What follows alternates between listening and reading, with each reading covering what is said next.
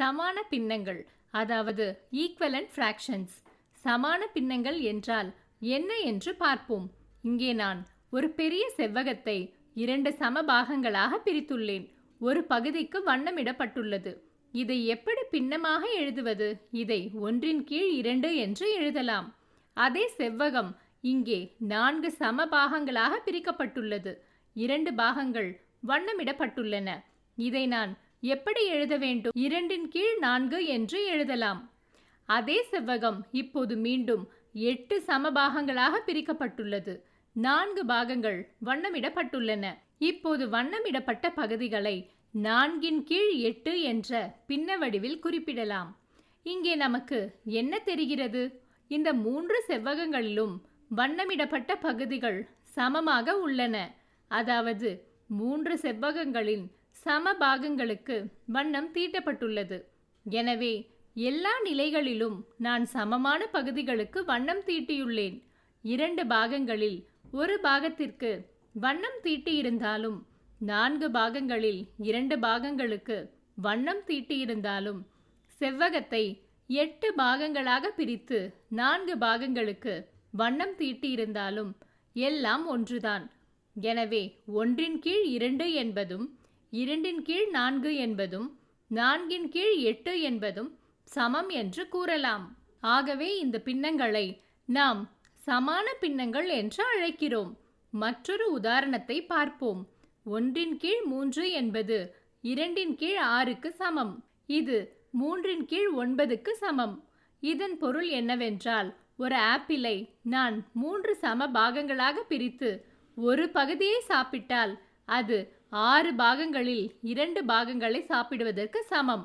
அல்லது 9 பாகங்களில் 3 பாகங்களை சாப்பிடுவதற்கு சமம்.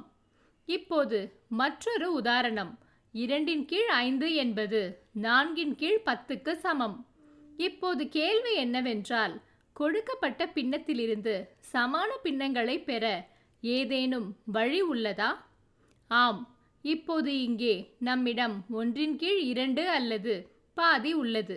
நான் தொகுதி மற்றும் பகுதியை ஒரே எண்ணால் பெருக்கப் போகிறேன். அவற்றை 2ஆல் பெருக்கினால் 2/4 கிடைக்கும். இது 1/2க்கு சமம். அதேபோல் புதிய பின்னத்தின் தொகுதி மற்றும் பகுதியை மீண்டும் 2ஆல் பெருக்கினால் 4/8 கிடைக்கும். இதன் பொருள் என்னவென்றால், ஒரு பின்னத்தின் தொகுதி மற்றும் பகுதியை ஒரே எண்ணால் பெருக்கினால் கொடுக்கப்பட்ட பின்னத்தின் சமான பின்னத்தை பெறலாம். இதோ மற்றொரு உதாரணம். 1/3. இதன் தொகுதி மற்றும் பகுதியை 2ஆல் பெருக்கினால் 2/6 கிடைக்கும். நான் இங்கே 2ஆல் பெருக்கியுள்ளேன். ஆனால் நீங்கள் எந்த எண்ணாலும் பெருக்கலாம். நான் 1/3 என்ற பின்னத்தின் தொகுதி மற்றும் பகுதியை 10ஆல் பெருக்கினால் எனக்கு 10/30 கிடைக்கிறது. இது 1/3 சமான பின்னமாகும். எனவே ஒரு பின்னத்தின் தொகுதி மற்றும் பகுதியை ஒரே எண்ணால் பெருக்கினால் நமக்கு சமான பின்னம் கிடைக்கும் என்பதை இதன் மூலம் தெரிந்து கொள்கிறோம். இப்போது இதில் வகுத்தல் செயல்பாட்டை எப்படி செய்யலாம்? ஒரு பின்னத்தின் தொகுதி மற்றும் பகுதியை ஒரே எண்ணால் வகுப்பதன் மூலம் சமான பின்னத்தை பெற முடியுமா? தெரிந்து கொள்வோம்.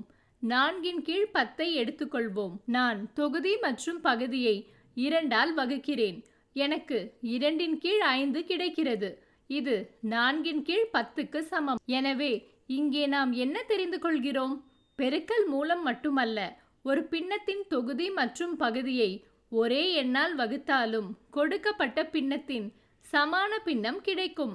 ஒரு பின்னத்தை பெருக்கும் போது அல்லது வகுக்கும் போது பின்னத்தின் மதிப்பு மாறுமா? இல்லை, அது மாறாது. ஏனென்றால் நீங்கள் தொகுதி மற்றும் பகுதி இரண்டையும் ஒரே எண்ணால் பெருக்குகிறீர்கள் அல்லது வகுக்கிறீர்கள். எனவே பின்னத்தின் மதிப்பு மாறாது. அதனால்தான் அவை சமான பின்னங்கள் என்று அழைக்கப்படுகின்றன. அவற்றின் மதிப்பு ஒன்றுதான். இப்போது வீடியோவை நிறுத்தவும். கொடுக்கப்பட்ட கேள்விகளுக்கு பதில் காணவும்.